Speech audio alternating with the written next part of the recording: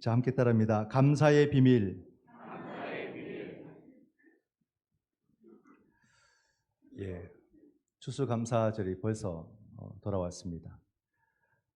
우리의 삶 속에 이 감사의 주제라는 것, 우리 장로님도 그렇게 기도해 주셨지만, 이 감사의 주제라는 것은 우리가 절기를 통해서 하는 것은 아니다. 우리의 모든 삶이 하나님 앞에 감사임을 다시 확인하는 것이 감사의 절기다. 그래서 이 절기의 의미를 가지게 되는 거죠. 우리의 감사의 근본은 어떤 사물이나 어떤 환경에 있는 것이 아닙니다. 모든 감사의 근본은 하나님이심을 믿으시기 바랍니다. 그러므로 우리는 항상 우리 삶 속에 하나님께서 베풀어 주신 그 은혜를 볼 수 있는 힘이 있어야 되고,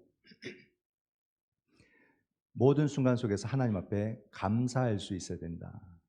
이 감사는 어떤 믿음인가? 이 감사가 갖고 있는 놀라운 이 믿음의 세계를 오늘의 이 짧은 말씀을 통해서 함께 묵상을 합니다. 우리 처음 목사 안수를 받고 사회를 보시면서 1부 때도 한 몇 번 실수했거든요. 막 실수도 있고 하는데 앞에 나오면 이 보고 읽어도 실수합니다. 오늘 성경을 교독으로 또 이렇게 하시는데 2부 때 저도 놀랬습니다. 이렇게 하나씩은 이렇게 실수하면서 또 잘 배워 가시는 거죠. 이 말씀 11절부터 또 우리 19절까지 짧은 말씀 속에 성경에 감사 이야기가 많은데 감사의 비밀이 참 이 말씀을 읽을 때마다 느끼는 것인데 놀라운 비밀이 이 속에 담겨져 있구나. 이게 감사의 신앙이 이토록 귀한 것이구나. 이것을 알게 해주는 그런 본문이에요. 예수님께서 제자들과 함께 예루살렘으로 가십니다. 우리 교육부서 아동부 아이들도 청소년들도 왔는데 잘 한번 보세요. 성경은요, 어디서 가든지 예루살렘을 향해서 가면 전부 다 올라간다. 성경이 그렇게 표현되어 있습니다. 갈릴리가 북쪽에 있잖아요. 예루살렘은 남쪽에 있잖아요. 그런데 갈릴리에서 예루살렘으로 갈 때 성경은 전부 다 올라간다. 이렇게 표현합니다. 예루살렘에서 어디로 가든지 그건 전부 다 내려간다. 이렇게 표현하고 있습니다. 그러니까 예루살렘을 중심으로 하고 있고 성전을 중심으로 성경이 기록되고 있다는 것을 아셔야 됩니다. 이 언어에서 그 신앙의 의미를 담고 있는 거죠.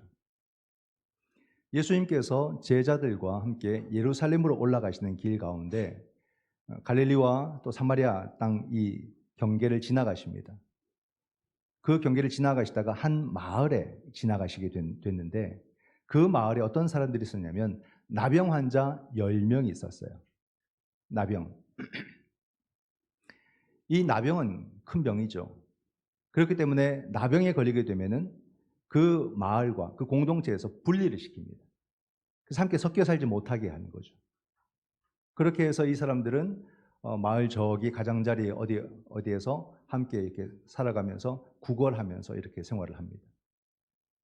몸도 아픈데 구걸까지 하면서 얼마나 힘든 인생을 살아가겠습니까? 하지만 구걸하다 보면은 무엇에 밝아지냐면 소문에 밝아지게 되는 거죠. 늘 듣는 소문이 뭐냐면 예수라는 분이 있는데 그분은 병을 잘 고친다는 겁니다. 어떤 병도 고친다. 이 소리를 자꾸 들으니까 본인들의 관심사니까 더 귀담아 듣지 않겠습니까?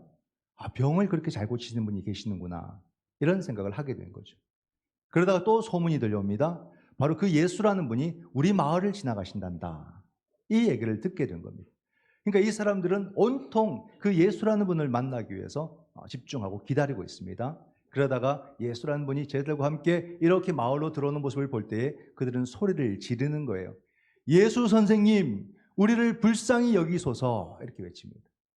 여러분, 간절한 사람은 그냥 뭐 이렇게 어설프게 이야기하지 않습니다. 간절하게 온 힘을 다해서 외칩니다. 이 상황이 얼마나 극적으로 연출됐겠습니까? 그러니까 예수님께서 짧게 답변하십니다. 가서 너희의 몸을 제사장들에게 보이라. 이렇게 말씀을 하세요. 이건 예수님께서 평상시에 병자들을 고치시는 사건과는 전혀 다른 대응의 방식입니다.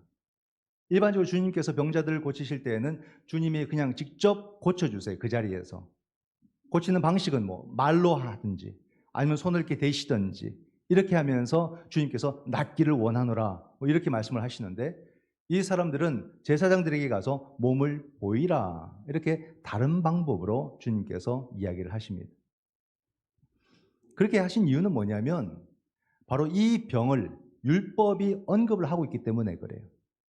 레위기 14장에 보게 되면은 바로 이 나병에 대해서 언급을 합니다. 나병은 또 전염병이기 때문에 이 모든 것을 판정하는 것은 제사장들에게 권한을 주었고, 제사장이 이건 나병이다 하면 그 사람은 그다음부터 나병 환자로 살아야 되는 거고, 제사장이 이 사람은 나병에서 나았다 하면 그 사람은 이제 공동체로 돌아갈 수 있는 그런 자격을 얻게 되는 거죠. 그래서 제사장에게로 가라고 주님께서 그렇게 말씀을 하신 것입니다. 그런 가운데 이 10명이 제사장에게로 갑니다. 그 도상에서 그들이 무엇을 알게 됐냐면 자신들의 병이 나았다는 것을 알게 되는 거예요. 길을 가다가, 여기까지 보면 이 본문은 기적 이야기입니다. 기적 사건을 말하고 있는 거죠. 치유의 기적.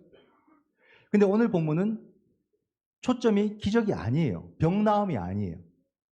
그 뒤의 이야기를 계속 이어갑니다. 무엇을 말하고 싶냐면 오늘의 본문은 이 사람들의 태도를 보여줍니다. 태도. 사람들이 살아갈 때 여러분 태도가 참 중요하죠.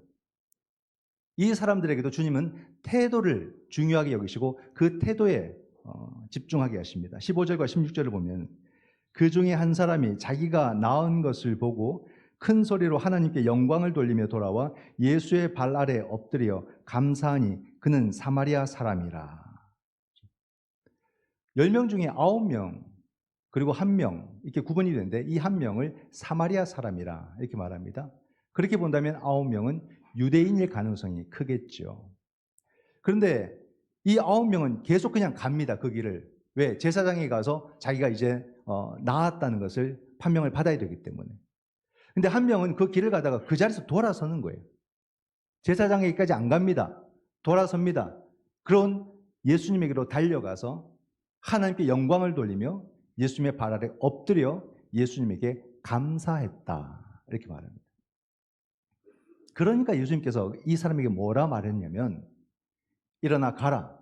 내 믿음이 너를 구원하였느니라. 이렇게 말씀을 하세요. 이야기가 다르게 전개가 되고 있습니다.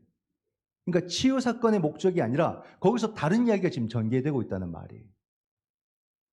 여기서 우리가 생각해 볼 수 있는 것은 그러면 이 돌아온 한 사람에게 너가 너의 믿음으로 구원을 받았다라고 말씀을 하셨다면 그 9사람은 제대로 치유된 게 아닌가? 이렇게 생각해 볼 수도 있거든요. 근데 아닙니다, 여러분. 17절을 보면 예수께서 대답하여 이르시되 10사람이 다 깨끗함을 받지 아니하였느냐? 이 9사람도 고침을 받은 거예요. 이 한 사람과 더불어서 이 10명이 전부 다 고침을 받은 거예요. 그러면 돌아오지 않은 9명과 돌아온 이 1명의 차이가 무엇이냐 하는 겁니다. 이 차이에 앞서서 공통점도 분명합니다. 다 나았다는 겁니다. 다 치유받았다는 겁니다. 이걸 잘 생각해 보세요. 다 치유받았어요. 1명도 치유 못 받은 사람이 없습니다. 이건 하나님의 은혜예요. 자기의 힘과 자기의 능력으로 고침받은 것이 아니기 때문에 하나님의 은혜라는 것을 우리는 다 알 수가 있습니다. 그럼 그 차이점은 무엇이냐 하는 겁니다. 차이점은 무엇이냐. 이 10명은 그 몸이 고침받는 것으로 끝납니다. 그게 전부예요. 자기 병에서 나은 것, 병에서 놓인 것, 이게 전부입니다. 그런데 이 한 사람은 10명이 동일하게 하나님의 은혜를 경험했는데 이 한 사람은 그 은혜에 반응을 한 거예요. 이 한 사람은 그 은혜에 대하여 하나님께 감사할 줄 아는 사람이었어요. 그의 감사와 더불어 주님께서 바로 말씀하신 것이 구원을 받았다는 말씀이에요. 그럼 이 사람은 감사로 구원을 받아버린 거예요. 즉 감사라는 것은 구원을 주시는 그 하나님을 만나고 그 하나님을 경험하는 통로가 된다는 겁니다. 감사를 통해 하나님을 만나는 거예요. 여러분 이게 감사의 신앙입니다. 우리가 말씀으로 하나님을 만나고 기도로 하나님을 만난다고 생각하는데 그와 더불어서 우리가 하나님 앞에 감사하는 것을 통해서 하나님을 경험한다는 말이에요. 이 감사가 얼마나 놀라운 신앙입니까? 이 감사가 얼마나 우리가 반드시 가져야만 하는 신앙입니까? 감사를 통해 하나님을 만난다. 참 이것을 우리가 생각하고 살아갈까요? 우린 감사를 선택적으로 하고 있지 않습니까? 내 삶 속에서 정말로 감사를 통해 하나님을 만나고 구원의 은혜를 현재적으로 경험하는 그런 수단이, 도구가 감사라고 한다면 우린 이 감사를 선택적으로 갖지 않을 거예요. 항상 모든 순간 속에서 감사를 통해 나는 하나님을 만나기를 원할 것입니다. 근데 우리가 그렇지 않다는 거죠. 오늘날 우리의 사회가 너무 흉흉합니다. 아까 기도도 해주셨는데 에이펙도 지금 경주에서 시작이 될 것이고 세계가 많은 관심을 갖고 있습니다. 왜냐하면 지금 세계가 너무 어렵기 때문에, 너무 큰 위기 속에 있기 때문에. 그러다 보니까 더 위축이 되는 거죠. 위축이 되면 감사가 안 나옵니다. 그러므로 여러분, 우리는 우리 사회를 위해서 기도해야 되고요, 세계를 위해서도 기도하셔야 됩니다. 우리의 기도가 우리 자신에게 머물러서는 안 되는 거예요. 우리의 기도는 자기를 넘어서야 됩니다. 교회를 넘어서야 됩니다. 그리고 우리는 힘써 기도해야 됩니다. 오늘 이 사회가 위축되면 감사가 없는 사회가 되고 말아요. 우리 마음에 두려움이 있는데, 염려가 있는데 어떻게 감사가 나옵니까? 그러므로 우리는 우리 사회를 위해서 기도해야 되고 이 세계를 위해서 기도해야 됩니다.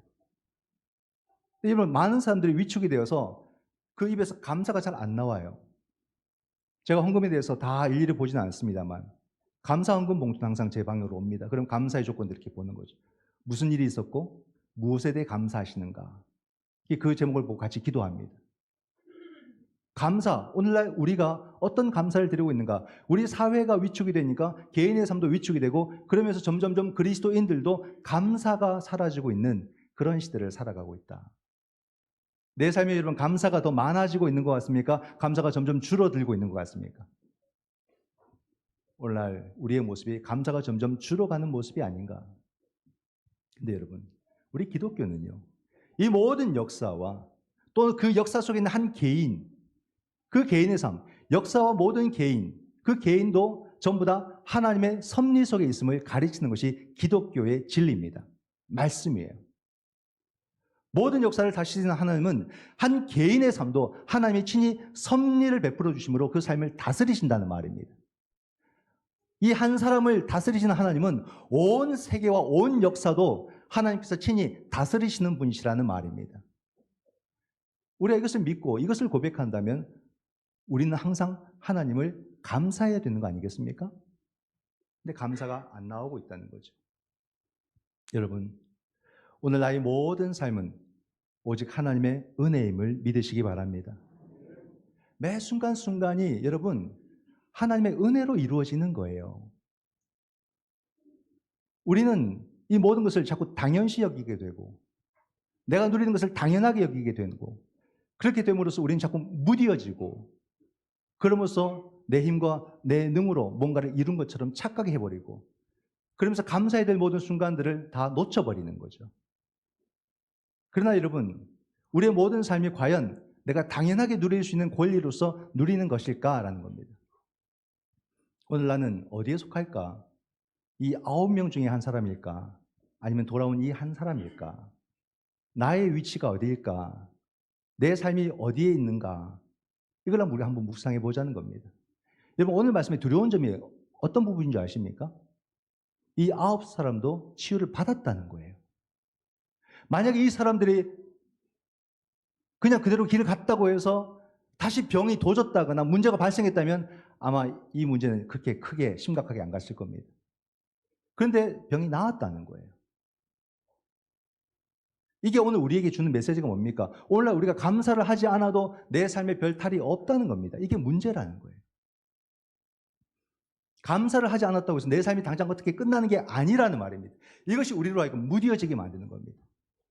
그러나 여러분, 내 모든 삶이, 내가 당연하게 여기는 모든 것들이 어느 순간 돌아볼 때에 이게 은혜였구나 하는 것을 알게 되고 내가 거기에 감사하게 될 때 또한 내 삶이 어떻게 변화되고 어떻게 바뀌게 될지 한번 상상해 보십시오.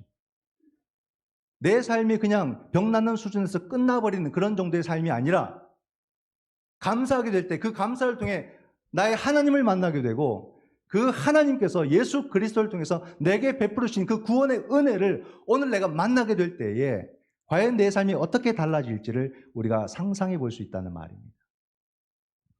그러므로 여러분, 감사는 우리의 삶 속에 반드시 우리가 붙들고 가야 되는 것이고, 매 순간 우리가 이 감사의 조건들을 만나보면서 우리 주님 앞에 감사함으로써 내 삶 속에 하나님의 임재의 경험과 우리 주 예수 그리스도의 구원의 은혜요, 그 구원의 능력을 우리는 오늘 내 삶 속에서 경험할 수 있게 된다는 사실입니다.